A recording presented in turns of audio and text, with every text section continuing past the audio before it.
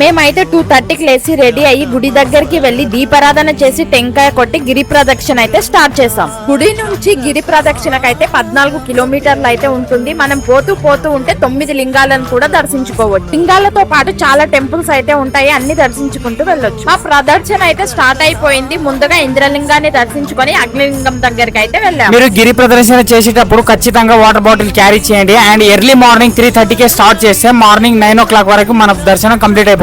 మన పాదయాత్ర స్టార్ట్ చేసినాక మనకి ఎలాంటి ఇబ్బందులు లేకుండా రోడ్ పక్కన అన్ని ఫెసిలిటీస్ ఉంటాయి, మీరేం దిగులు చెందకండి.